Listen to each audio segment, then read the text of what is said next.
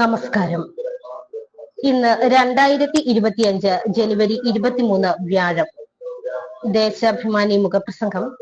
അവതരണം രമ്യ മനോജ്. ബ്രൂവറിയും പി കിറ്റും മറ്റൊരു ബിരിയാണി ചെമ്പ്. വിവാദങ്ങളും കണ്ണടച്ചുള്ള എതിർപ്പും പ്രതിപക്ഷത്തിനും ഒരുപറ്റം മാധ്യമങ്ങൾക്കും ഇതാണിന്ന് ജീവവായു.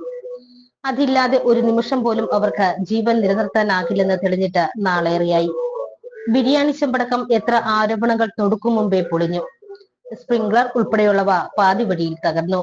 മുണ്ടക്കൈ ദുരന്തത്തിൽ കേന്ദ്രത്തിന് നൽകിയ പ്രതീക്ഷിത ചെലവിനെ വരെ ഇക്കൂട്ടർ ചെലവും അഴിമതിയുമാക്കി. ഗെയിൽ പൈപ്പും ഫോണും വിഴിഞ്ഞവും അടക്കം അവർ നിർത്ത പദ്ധതികളെല്ലാം ഇന്ന് വിജയവഴിയിലാണ്. ഈ പാഠങ്ങൾ അവരെ ഒന്നും പഠിപ്പിക്കുന്നില്ല, പഠിക്കുന്നുമില്ല. പിന്നെയും വിവാദങ്ങൾ ഉണ്ടാക്കി അവർ മലയാളികളെ കൊഞ്ഞനം കുത്തുന്നു. ഏറ്റവും ഒടുവിൽ പാലക്കാട്ടെ ബ്രൂവറിയും കോവിഡ് കാലത്ത് പി കിറ്റും വാങ്ങിയതിൽ CAG റിപ്പോർട്ടിലെ പരാമർശങ്ങളുമാണ് പിടിവള്ളിയാക്കിയത്. ഇവ വിവാദമാക്കി LDF സർക്കാരിനെ പ്രതിരോധത്തിലാക്കാനാണ് ശ്രമം. ബ്രൂവറിക്ക് ടെൻഡർ വിളിക്കാതെയാണ് കമ്പനിക്ക് അനുമതി നൽകിയതെന്നായിരുന്നു ആദ്യ ആരോപണം. എന്നാൽ ബ്രൂവറി സ്ഥാപിക്കാൻ താൽപര്യം അറിയിച്ച ഒയാസിസ് എന്ന സ്വകാര്യ സ്ഥാപനത്തിന് അനുമതി നൽകുകയായിരുന്നെന്ന് വ്യക്തമായതോടെ ആ ആരോപണം വിഴുങ്ങി. ഇതോടെ വിവാദ നീക്കം പാതിച്ചെത്തു. ഇപ്പോൾ വെള്ളത്തിന്റെ ഉപയോഗം പറഞ്ഞ് ജനങ്ങളിൽ ആശങ്ക സൃഷ്ടിക്കാനാണ് ശ്രമം. മലമ്പുഴ ഡാമിന്റെ സംഭരണശേഷിയുമായി താരതമ്യപ്പെടുത്തി തെറ്റിദ്ധാരണ പടർത്താൻ ഒരു സോഷ്യലിസ്റ്റ് പത്രവും മുന്നിട്ടിറങ്ങി.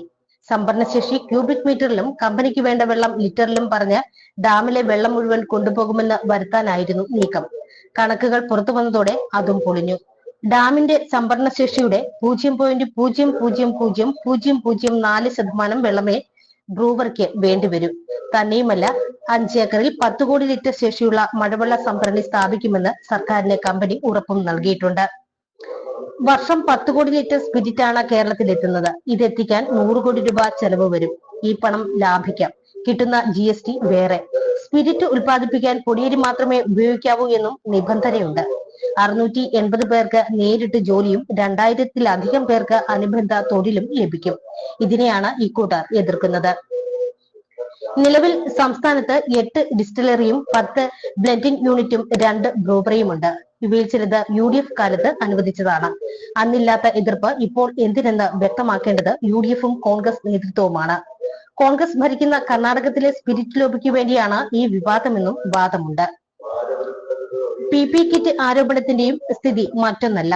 എൻഫോഴ്സ്മെന്റ് ഡയറക്ടറേറ്റ് പോലെ കംട്രോളർ ആൻഡ് ഓഡിറ്റർ ജനറൽ എന്ന ഭരണഘടനാ സ്ഥാപനത്തെയും പ്രതിപക്ഷ സംസ്ഥാനങ്ങളെ തല്ലാനും തകർക്കാനുമുള്ള വടിയായി കേന്ദ്രം ഉപയോഗിക്കുന്നെന്ന വസ്തുത ഒരു വശത്ത് നിൽക്കട്ടെ.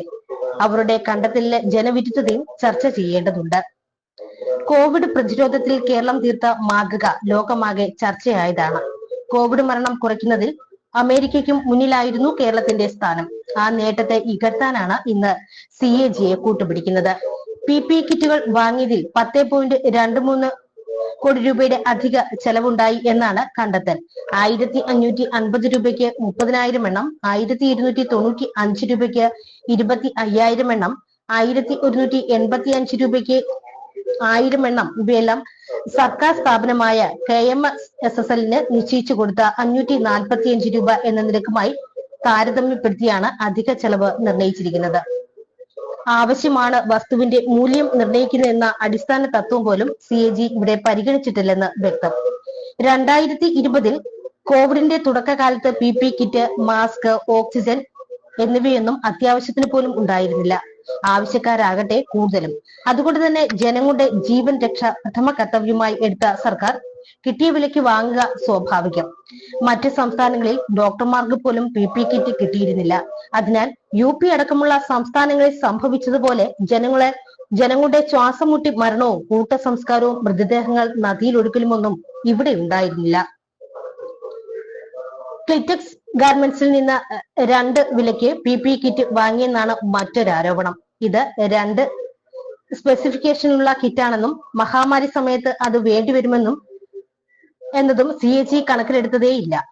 550 രൂപയ്ക്ക് തരാമെന്ന് പറഞ്ഞ കമ്പനിയോട് വാങ്ങിയില്ലെന്നതാണ് വേറൊരു ആരോപണം.